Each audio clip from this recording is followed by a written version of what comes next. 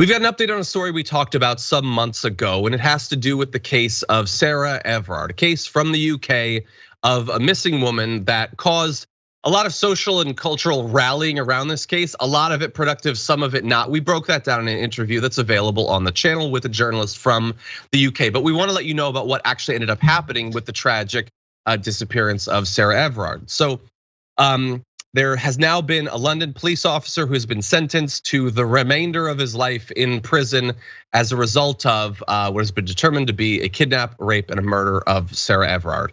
And the actual details of it are even more devastating than just the sheer facts. Let's tell you about it.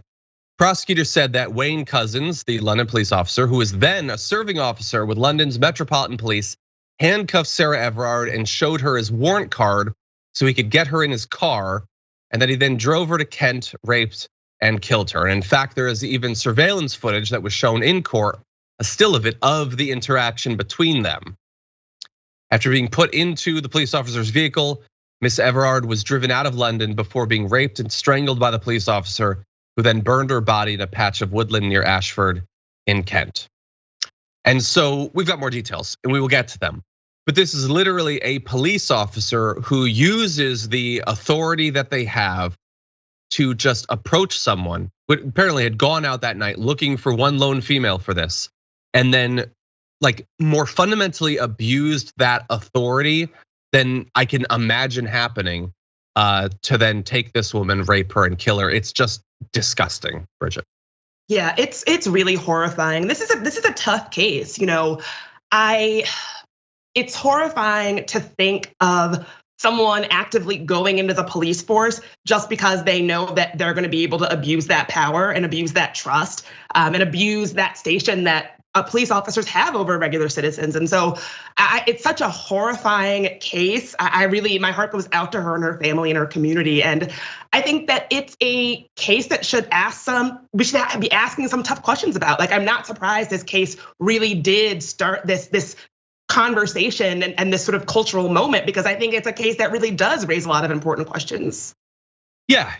And I look, maybe it's just me, but I guess, look, we've covered, 5,000 cases of US police officers abusing their authority. And like to what you were saying about somebody going into the police force to then abuse their power, in the US, I don't find that surprising at all. I feel like that's, for some people, that's the appealing thing about being a cop, is you will get to, at the very least, lord it over people, if not intimidate, physically abuse, and potentially murder people. I feel like that's very appealing to a lot of, I'll just basically just people, but I was gonna say racists here in the US.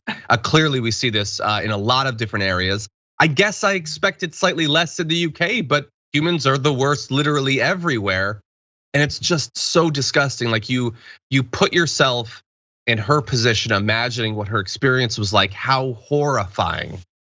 And now on the actual sentence, the judge, Lord Justice Fulford, said that the life sentence was given for the murder, saying what earned Couzens a whole life tariff was the abuse of his position to commit his crimes, meaning the court would treat it as seriously as a murder carried out for a terrorist motive.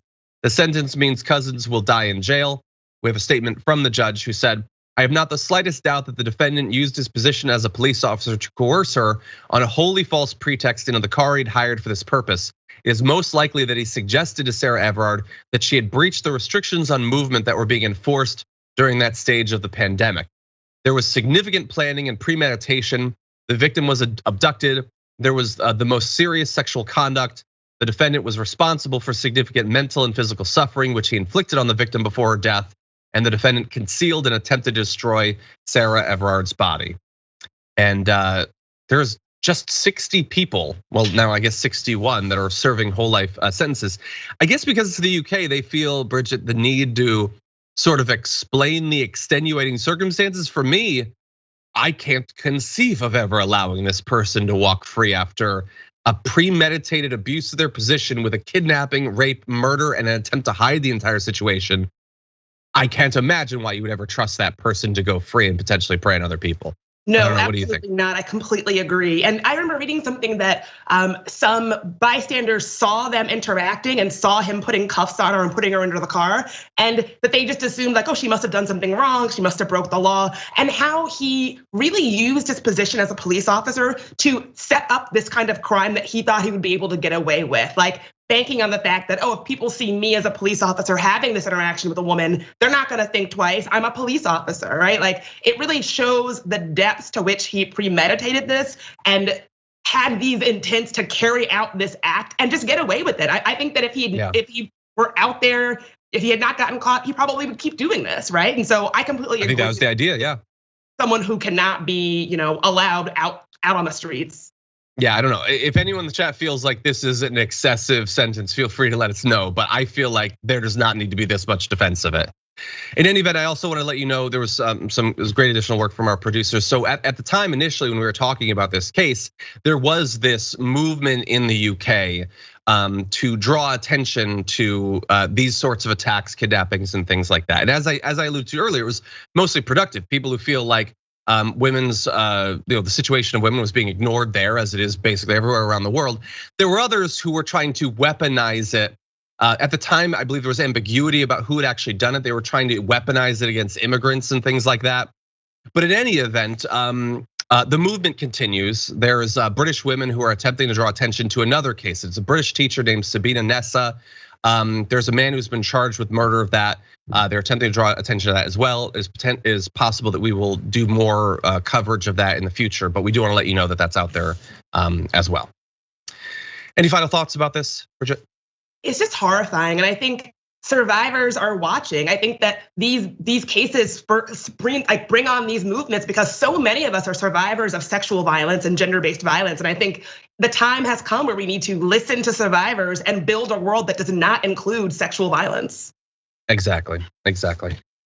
Yeah, and as my final thought, as we alluded to when we talked about this when we were talking about the Texas law, the basically forget the Constitution, forget your fundamental reproductive rights. The vast majority of sexual violence is not someone lurking in the bushes or whatever. And I feel like very often keeping that up as a myth that is held up as that's what this is allows a lot of this violence to continue.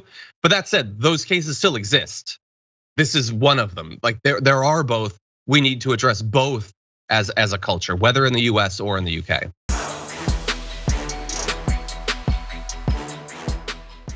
Check out the Damage Report podcast each day, wherever you get your podcasts, whether Pocket Casts or Stitcher or iTunes. You can join me as I give you the news and stories you want, with a range of co-hosts and interview guests jumping in on the fun each day. Again, that's the Damage Report, wherever you get your podcasts. And if you get them at iTunes, don't forget to rate and review. Sometimes I'll read them live on the show.